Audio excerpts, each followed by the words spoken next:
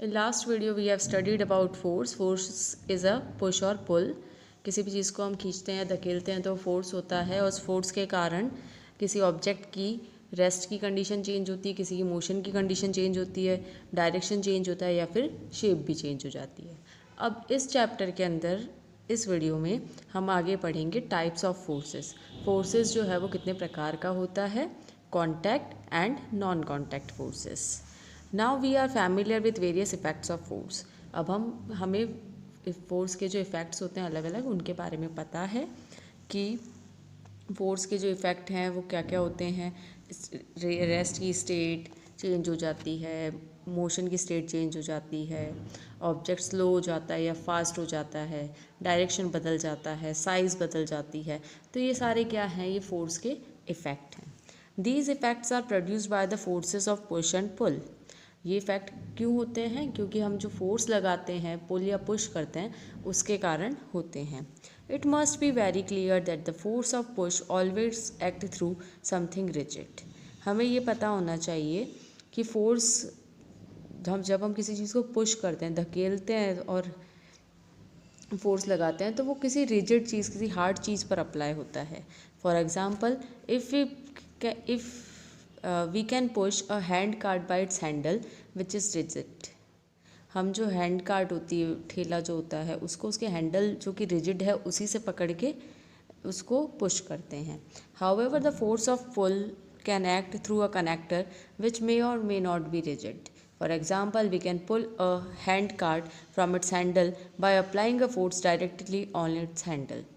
तो देखो, जैसे फोर्स जो पुल का जो फोर्स है वो अपन किसी कनेक्टर के थ्रू भी लगा सकते हैं जो कि रिजिड हो या नहीं हो, उससे कोई फ़र्क नहीं पड़ता। जैसे अगर अपन बात करें हैंड कार्ट बैलगाड़ी की, तो हम डायरेक्टली क्या करेंगे, उसके ऊपर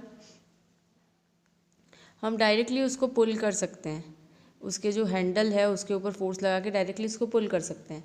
या फिर हम क्या कर सकते हैं, we can tie a rope और string wire to the hand cart and pull it. हम क्या कर सकते हैं, उसके हैंड कार्ट के ऊपर कोई जैसे रस्सी बांध दी और उसको खींचेंगे तो भी हमारी जो ठेला है, जो हैंड कार्ट है, वो पुल हो जाएगी। तो हम डायरेक्टली भी कर रहे हैं और इनडायरेक्टली भी कर रहे हैं। और जब हम इस तरह से रोप या धागा, रस्सी जो है वो बांध रहे हैं और फिर उस ठेले को खींच रहे हैं, तो इस केस में जो कनेक्टर है जैसे कि रोप या स्ट्रिंग, वो रिजिड नहीं है। सो हम ये कह सकते हैं, in all kinds of pushes or pulls we must apply the force on a body either directly or through some connector. All such forces are called contact force. तो इस केसेस में हमने क्या देखा कि हम किसी भी व्हीकल को पुल या पुश कर रहे हैं, किसी भी चीज़ को, तो हम फोर्स अप्लाई कर रहे हैं उस पर। या तो हम फोर्स उस पर डायरेक्टली अप्लाई कर लें या फिर क्या करें, किसी कनेक्टर के थ्रू अप्लाई करें। सारे ही केस, ये जो कनेक्टर के थ्रू हो रहा है या फिर डायरेक्ट हो रहा है, इन दोनों ही केस के अंदर जो फोर्स है वो कौन सा फोर्स कहलाएगा, कॉन्टैक्ट फोर्स कहलाएगा। कॉन्टैक्ट फोर्स क्यों कहला रहा है? क्योंकि हमारे जो दो ऑब्जेक्ट है वो डायरेक्ट एक दूसरे के कांटेक्ट में आ रहे हैं, किसी कनेक्टर के थ्रू आ रहे हैं या सीधा डायरेक्ट आ रहे हैं, पर वो कांटेक्ट में आ रहे हैं, इसीलिए ये वाला फोर्स कहलाता है contact force. The forces which act on a body either directly or through some connector are called contact force. इसकी डेफिनेशन को अंडरलाइन कर लो आप। तो ऐसे फोर्सेस या तो वो दोनों बॉडी के बीच में डायरेक्टली एक्ट करेंगे या फिर किसी कनेक्टर के थ्रू काम करेंगे, वो कहलाते हैं contact forces. Examples, biological forces, mechanical forces, frictional forces, ये सारे एग्जांपल है कॉन्टैक्ट फोर्सेस के। सेकंड टाइप जो है वो है non contact forces. The forces which do not make a direct contact with the body and act through space without any connector are called non contact forces. इसकी भी definition को underline करोगे।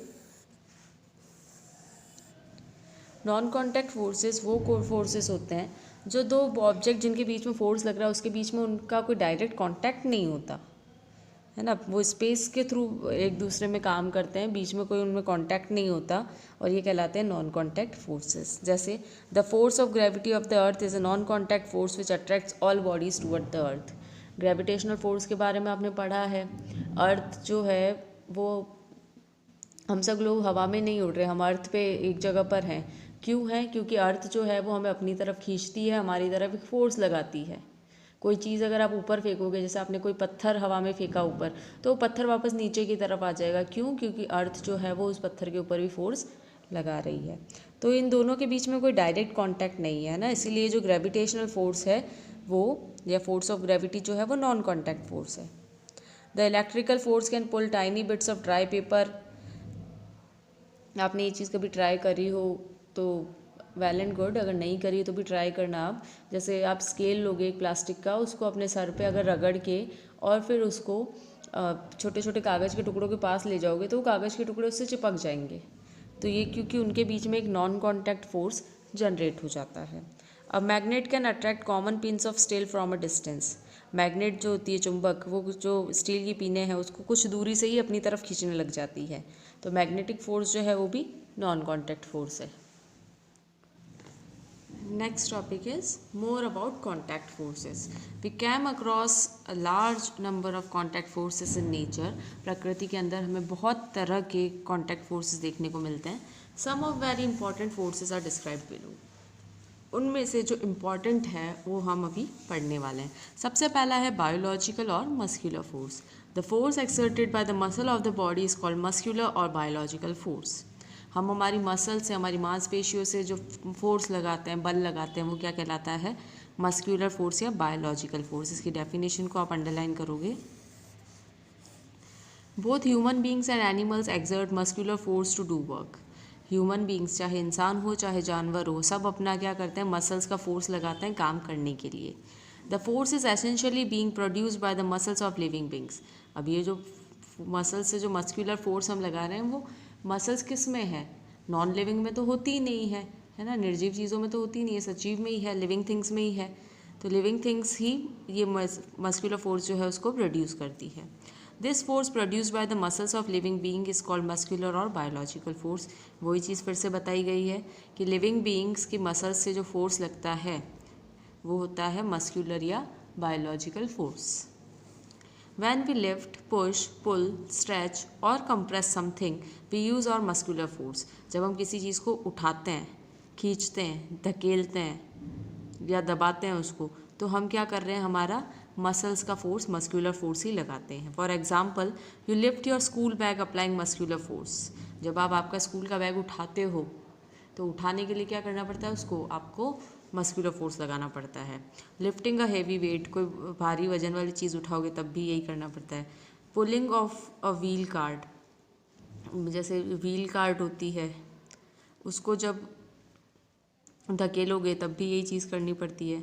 Pushing a lawn roller, अगर मान लो कोई roller अगर घसीट रहे हो उसको भी करने के लिए आपको ये धकेलने के लिए पुश करना पड़ेगा।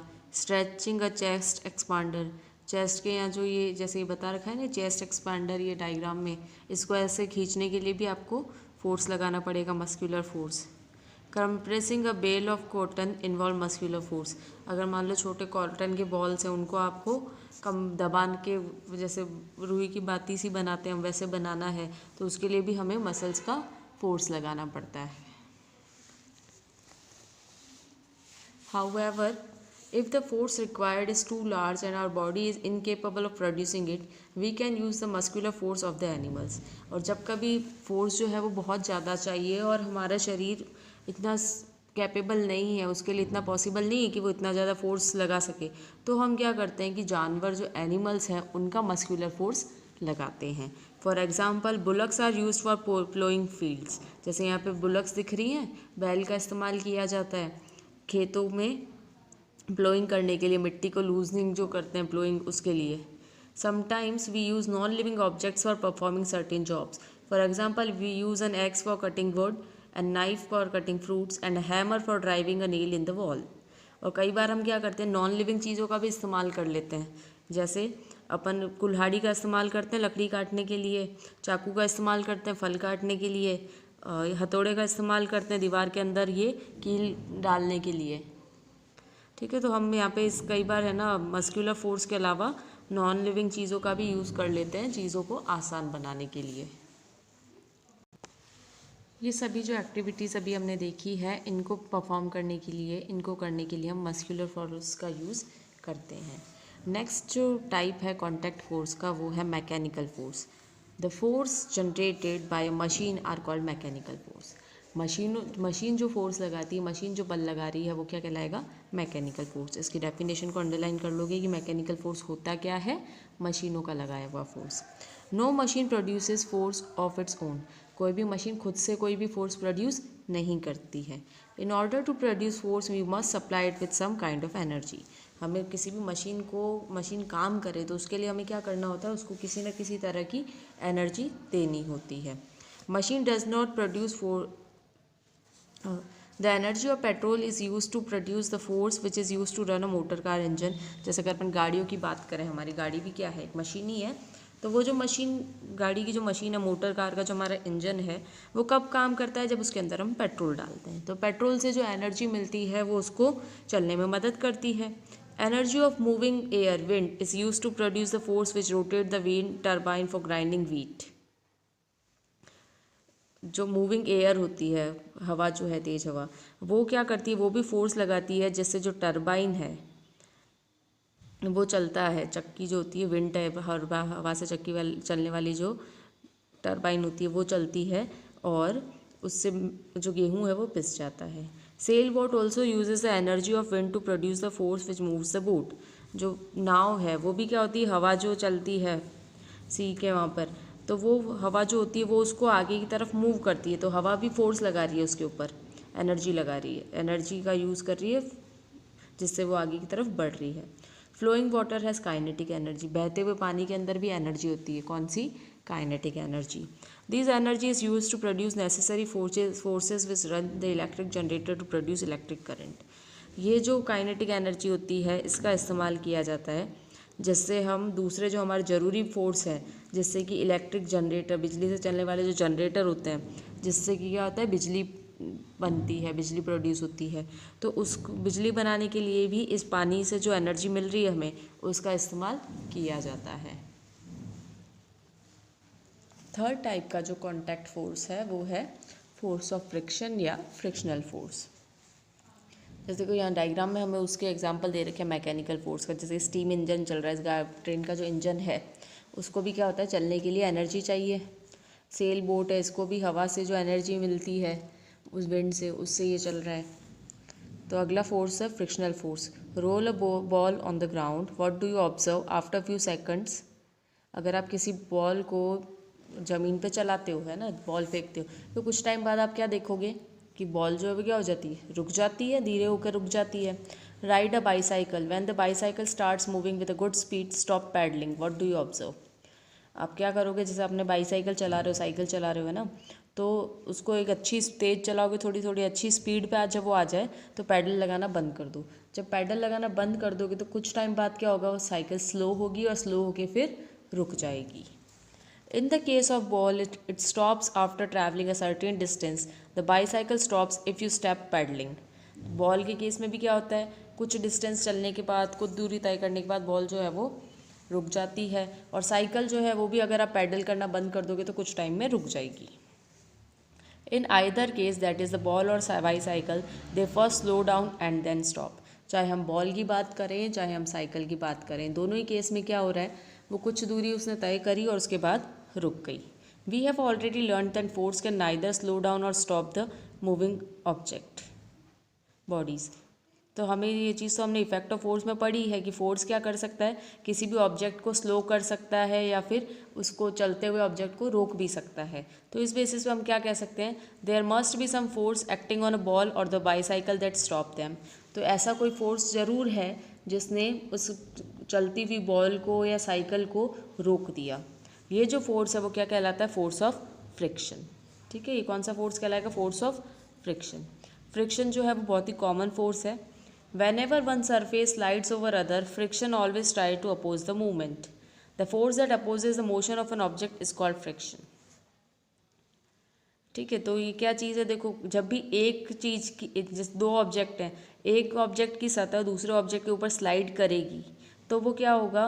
वो फ्रिक्शन फोर्स होगा वहाँ पर और वो उसको मूव करने से रोकेगा। जैसे अगर रोड है, रोड के ऊपर जैसे साइकिल के टायर चल रहे हैं, तो ये दो ऑब्जेक्ट हुए, दो सरफेस जो है वो एक दूसरे के ऊपर स्लाइड कर रहे हैं, तो यहाँ पे वो क्या करेगा? साइकिल जो एक फ्रिक्शन फोर्स है वो क्या करेगा? इस साइकिल को आगे जाने से, मूव करने से रोकेगा। हमेशा जो फ्रिक्शन फोर्स है वो मूवमेंट को रोकता है। तो इसकी जो डेफिनेशन है वो भी अंडरलाइन कर लो। The force that opposes the motion of an object is called friction. Friction ऐसा फोर्स है जो कि किसी भी ऑब्जेक्ट को मूव होने से रोकता है। Friction is the force that brings an object to rest. चलते हुए ऑब्जेक्ट को कोई वापस रोक देगा तो वो कौन सा फोर्स होगा? फ्रिक्शन फोर्स होगा। When objects are in contact with each other, friction acts in the direction opposite to the motion of the moving object. The moving object slows down and finally stops. जब भी कोई दो object एक दूसरे के contact में है, जैसे हम इस साइकिल का टायर ले लें और ज़मीन ले लें, ये दो ऑब्जेक्ट आपस में एक दूसरे के कांटेक्ट में है, तो फ्रिक्शन फोर्स हमेशा जिस डायरेक्शन में जो हमारा ऑब्जेक्ट मूव कर रहा है उसके अपोजिट डायरेक्शन में लगेगा। जैसे साइकिल इधर आगे की तरफ चल रही है तो फ्रिक्शन फोर्स किधर लग रहा है? इधर उल्टी डायरेक्शन में, है ना। हम साइकिल को आगे धकेलने के लिए, आगे चलाने के लिए इस दिशा में फोर्स लगा रहे हैं, लेकिन फ्रिक्शन फोर्स इसके उल्टे इधर लगेगा, इस दिशा में। और फ्रिक्शन फोर्स के कारण क्या होगा? मूविंग ऑब्जेक्ट जो है वो स्लो होगा पहले तो, और फिर रुक जाएगा finally. Force of friction between a box and a ground and the force exerted by an engine to pull carriages are also example of contact force. एक बॉक्स है और एक बॉक्स रखा है, मान लो एक डब्बा रखा है ज़मीन के ऊपर, आप उसको खिसकाओगे तो उस टाइम भी कौन सा फोर्स लगेगा? फ्रिक्शन फोर्स लगेगा, इसीलिए वो उसको खिसकने से रोकेगा। जब मान लो जैसे एक इंजन है, ये इंजन क्या कर रहा है? इसके पीछे जो कैरेजेस, जो डब्बे होते हैं उनको खींचता है ना, फोर्स लगाता है, तो ये भी कॉन्टैक्ट फोर्स का एग्जाम्पल है। A force which acts at the surface of contact when one body moves or tends to move upon another is called the force of friction. इसको भी अंडरलाइन कर लोगे। फोर्स ऑफ फ्रिक्शन क्या है? दो surface के बीच में एक्ट करेगा। जब एक बॉडी मूव करेगी और दूसरी उसके ऊपर स्लाइड करेगी तो फोर्स ऑफ फ्रिक्शन अप्लाई होता है। और फोर्स ऑफ फ्रिक्शन का एक ही काम है, मूवमेंट होने से रोकना और उसको फाइनली स्टॉप कर देना।